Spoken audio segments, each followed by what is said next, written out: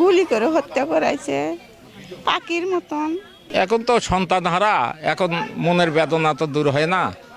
এখন সকলে আসতেছে, আসি বলতেছে যে আমরাই আপনার ছেলে।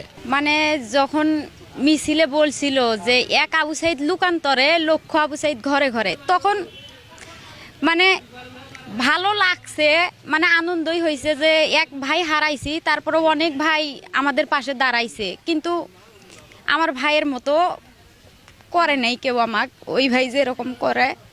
ভাইয়ের কথা মনে হলেই ব্যথা লাগে, আনন্দও আছে এর মাঝে, কিন্তু ব্যথাটা আমার সারা জীবন থাকবে যতদিন আমি থাকবো। প্রথম চাওয়া হইতেছে আমার ভাইক যে অন্যায়ভাবে গুলি করা হইতেছে, এটার আমরা বিচার চাই, সেই পুলিশের ফাঁসি চাই। আর যে ঊর্ধ্বতন কর্মকর্তার আদেশে গুলি করা হয়েছে তাদেরও বিচার চাই, প্রথম চাওয়া আমাদের। আর দ্বিতীয়ত চাওয়া হইতেছে আমার ভাইক যেন শহীদ বীর হিসাবে রাষ্ট্রীয়ভাবে সম্মাননা দেওয়া হয়। 16ই জুলাইকে যেন প্রতি বছরের শোক দিবস হিসাবে পালন করা হয়, শহীদ দিবস হিসাবে। আর আমার ভাইয়ের যে ভাস্কর্য তৈরি করতে চাইতেছে, এটা আমরা চাই না। মানে ইসলাম বিরোধী কোনো কাজ আমরা চাই না। আমার ভাইয়ের নামে মসজিদ, মাদ্রাসা, বিভিন্ন ইউনিভার্সিটিতে আমার ভাইয়ের নামে ক্যাম্পাস থাক, চিকিৎসালয় থাক, এটা চাই। বিভিন্ন রোড আমার ভাইয়ের নামে থাক, এটা চাই।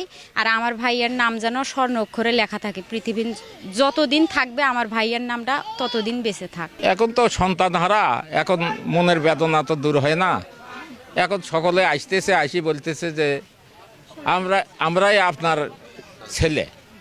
এই যে বলি গর্ববোধ হয় যে সকলেই আছে। আবার যে সরকার সরকার আসি এখন কি উদ্বোধন করবি, কি বলবি, এটা তো আর এখন বলতে আমি পারবো না। এখন ভালোই লাগতেছে, খুব আনন্দিতই লাগতেছে। কিন্তু ওই দিক গেলে ফির ছেলের দিক গেলে ফির আনন্দ হারে যায়। চাওয়ার দাবি এমন কিছু নাই। এই রাস্তাটা পানি জমি থাকে, এটার কিছু সংকন করলে আর আমার ছেলেক মারার বিচার এটার দাবি করবে। পুলিশে গুলি করে হত্যা করাইছে পাখির মতন।